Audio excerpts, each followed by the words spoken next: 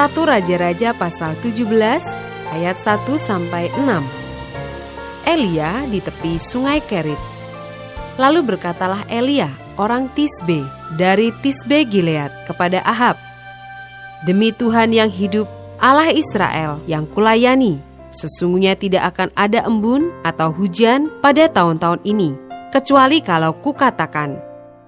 Kemudian datanglah firman Tuhan kepadanya, "Pergilah dari sini, berjalanlah ke timur, dan bersembunyilah di tepi sungai Kerit, di sebelah timur sungai Yordan. Engkau dapat minum dari sungai itu, dan burung-burung gagak telah kuperintahkan untuk memberi makan engkau di sana." Lalu ia pergi dan ia melakukan seperti firman Tuhan. Ia pergi dan diam di tepi sungai Kerit, di sebelah timur sungai Yordan. Pada waktu pagi dan petang, burung-burung gagak membawa roti dan daging kepadanya, dan ia minum dari sungai itu.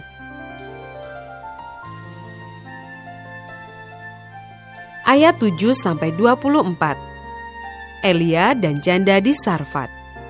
Tetapi sesudah beberapa waktu, sungai itu menjadi kering, sebab hujan tiada turun di negeri itu.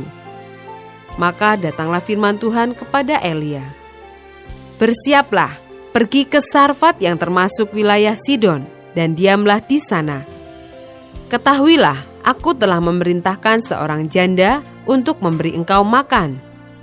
Sesudah itu ia bersiap, lalu pergi ke Sarfat. Setelah ia sampai ke pintu gerbang kota itu, tampaklah di sana seorang janda sedang mengumpulkan kayu api. Ia berseru kepada perempuan itu, katanya, "Cobalah ambil bagiku sedikit air dalam kendi, supaya aku minum." Ketika perempuan itu pergi mengambilnya, ia berseru lagi, "Cobalah ambil juga bagiku sepotong roti." Perempuan itu menjawab, "Demi Tuhan Allahmu yang hidup, sesungguhnya tidak ada roti padaku sedikit pun, kecuali segenggam tepung dalam tempayan dan sedikit minyak dalam buli-buli. Dan sekarang aku sedang mengumpulkan 2-3 potong kayu api, kemudian aku mau pulang dan mengolahnya bagiku dan bagi anakku, dan setelah kami memakannya, maka kami akan mati." Tetapi Elia berkata kepadanya, "Janganlah takut, pulanglah, buatlah seperti yang kau katakan. Tetapi buatlah lebih dahulu bagiku sepotong roti bundar kecil daripadanya, dan bawalah kepadaku. Kemudian barulah kau buat bagimu dan bagi anakmu.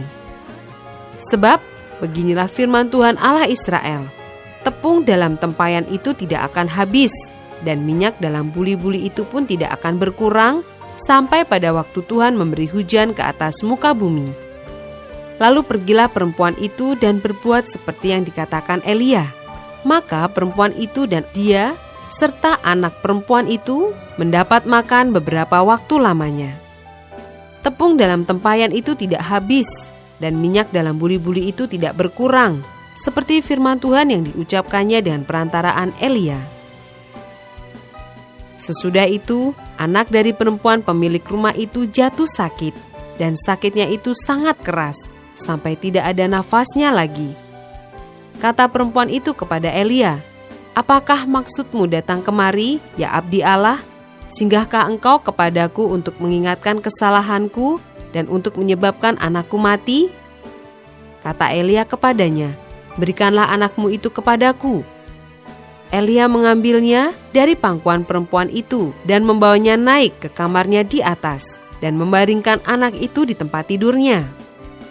Sesudah itu ia berseru kepada Tuhan, katanya, "Ya Tuhan Allahku, apakah engkau menimpakan kemalangan ini atas janda ini juga, yang menerima aku sebagai penumpang dengan membunuh anaknya?"